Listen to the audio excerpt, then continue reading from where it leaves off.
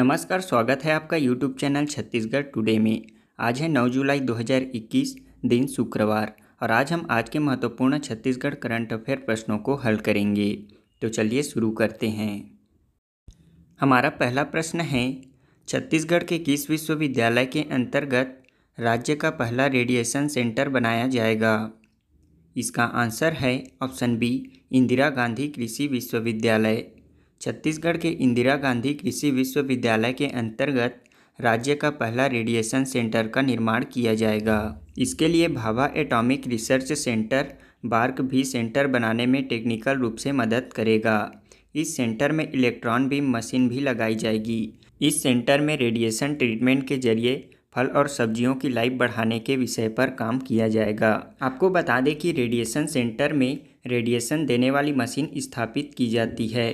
Trolley की मदद से फल सब्जियों को मशीन में डाला जाता है और अलग अलग फल या सब्जियों को अलग अलग डोज में रेडिएशन प्रदान किया जाता है। इससे फसलों को नुकसान करने वाले बैक्टीरिया नष्ट हो जाते हैं और इनकी लाइफ बढ़ाई जा सकती है। एक छोटा सेंटर तैयार करने के लिए लगभग 1000 स्क्वायर मीटर एरिया की ज़रूरत होती है। हमारा अगला प्रश्न है, छत्तीसगढ़ शासन ने महिलाओं और बच्चों के स्वास्थ्य और पोषण के लिए कितने आंगनबाड़ी केंद्रों को सशक्त केंद्र मॉडल के रूप में विकसित किए जाने के निर्देश दिए हैं? इसका आंसर है ऑप्शन सी, 10,000। छत्तीसगढ़ शासन ने आंगनबाड़ियों को महिलाओं और बच्चों के स्वास्थ्य एवं पोषण के सशक्त केंद्र के रूप में विकसित करने के निर्देश दिए हैं। इसके तहत प्रथम चरण में राज्य के 10,000 आंगनबाड़ी केंद्रों को मॉडल के रूप में विकसित किया जाएगा।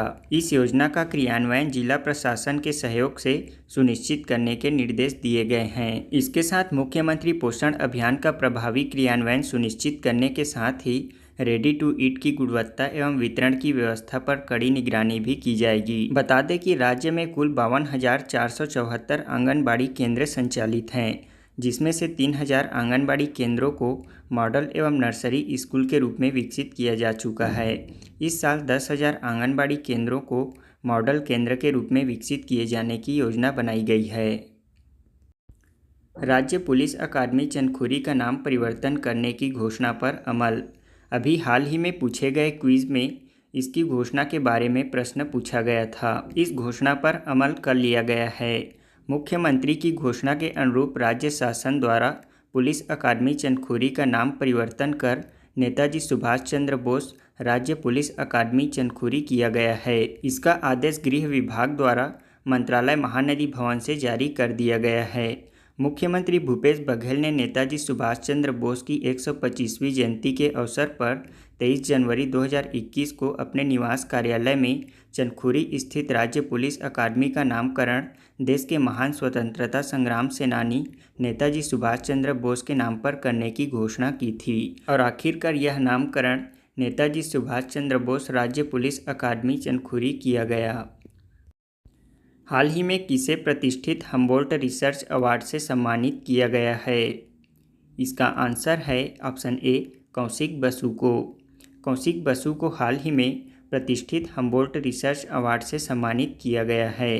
भारतीय अर्थशास्त्री कौशिक बसु को अर्थशास्त्र के लिए हम्बोल्ट रिसर्च अवार्ड से सम्मानित किया गया है। यह पुरस्कार उन्हें जर्मनी के हैम्बर्ग में बुसेरियस लॉ स्कूल के प्रोफेसर डॉक्टर हंस बर्ट शेफर द्वारा प्रदान किया गया। वर्तमान में कौशिक बसु कार्नेल विश्वविद्यालय में अर्थशास्त्र के प्रोफेसर हैं। उन्होंने 2009 से 2012 तक भारत सरकार के मुख्य आर्थिक सलाहकार के रूप में भी कार्य किया था। उन्हें पद्म भूषण से भी सम्मानित किया जा चुका है। बता दें कि हम्बोल्ट रिसर्च अवार्ड दुनिया भर के वैज्ञानिकों और अर्थशास्त्रियों को उनके काम के लिए सम्मानित करता है। इस पुरस्कार में 60,000 यूरो की पुरस्कार राशि और जर्मनी में एक वैज्ञानिक संस्था में 12 महीने तक अनुसंधान परियोजनाओं को पूरा करने की पेशकश दी जाती है। हमारा अगला प्रश्न है, भारत में 2022 के महिला एशियाई कप की मेज़बानी कहाँ की जाएगी? इसका आंसर है ऑप्शन बी, मुंबई और पुणे में।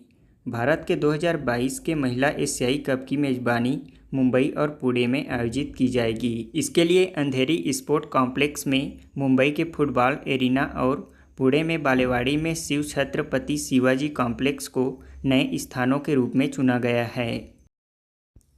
हमारा अगला प्रश्न है, हाल ही में पूर्व मुख्यमंत्री वीरभद्र सिंह का निधन हो गया। वे किस राज्य के पूर्व मुख्यमंत्री थे? इसका आंसर है ऑप्शन बी, हिमाचल प्रदेश। कांग्रेस के वरिष्ठ नेता और हिमाचल प्रदेश के पूर्व मुख्यमंत्री वीरभद्र सिंह का निधन हो गया। वे हिमाचल प्रदेश के अनुभवी राजनेता, चौथे और सबसे लंबे समय तक सेवा करने वाले मुख्यमंत्री थे। उन्होंने 6 बार राज्य के मुख्यमंत्री के रूप में कार्य किया है। हिमाचल प्रदेश की स्थापना 25 जनवरी 1971 को हुई थी। इसकी राजधानी शिमला है। हमारा पहला प्रश्न है, मुख्यमंत्री भूपेश बघेल ने वजन त्यौहार का ऑनलाइन शुभारंभ किया। यह वजन त्यौहार कब से कब तक मनाया जाएगा?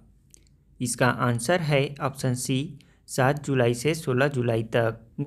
हमारा अगला प्रश्न है, छत्तीसगढ़ शासन के लोक स्वास्थ्य यांत्रिकी विभाग ने राज्य के ग्रामीण इलाकों के कितने घरों में जल प्रदाय योजना के तहत नल से जल उपलब्ध करवाया जाएगा? इसका आंसर है ऑप्शन डी, 1,98,000 घरों में। हमारा अगला प्रश्न है, भारत सरकार ने भारतीय एक्वा किसानों के लिए मोबाइल ऐप लॉन्च किया है। इस ऐप का क्या नाम है? इसका आंसर है ऑप्शन बी, मत्स्य सेतु ऐप। भारत का दूसरा सबसे बड़ा क्रिकेट स्टेडियम कहाँ बनाया जाएगा? इसका आंसर है ऑप्शन ए, जयपुर में। हमारा अगला प्रश्न है, भारत सरकार ने हाल ही में किस नए मंत्रालय का गठन किया है? इसका आंसर है ऑप्शन बी, सहकारिता मंत्रालय। अब हम कल के क्विज का आंसर जान लेते हैं। हमारा पहला प्रश्न है, संविधान के किन अनुच्छेद में सहकारी समिति और सहकारी समितियों के उन्नयन के बारे में प्रावधान किया गया है? इसका आंसर है, भारतीय संविधान के मूल अधिकार के तहत 19 में संगम या संघ या सहकारी समिति बनाने की स्वतंत्रता और नीति निर्देशक तत्व के तहत अनुच्छेद 43 में सहकारी समितियों के उन्नयन के लिए राज्यों को कहा गया है। हमारा दूसरा प्रश्न है, मुख्यमंत्री बाल संदर्भ योजना की शुरुआत कब की गई थी? इसका आंसर है 2009 में। मुख्यमंत्री बाल संदर्भ योजना की शुरुआत वर्ष 2009 में की गई थी। इसके तहत गंभीर कुपोषित बच्चों को कुपोषण के चक्र से बाहर लाकर कुपोषण की दर में कमी हेतु योजना का संचालन किया जा रहा है। गंभीर कुपोषित बच्चों एवं संकटग्रस्त बच्चों को चिकित्सकीय परीक्षण की सुविधा, चिकित्सक द्वारा लिखी गई दवाएं तथा आवश्यकतानुसार बाल रोग विशेषज्ञों की परामर्श की सुविधा उपलब्ध कराई जाती है। हमारा तीसरा प्रश्न है, छत्तीसगढ़ राज्य वनौषधि बोर्ड का नाम परिवर्तन कर क्या रखा गया है?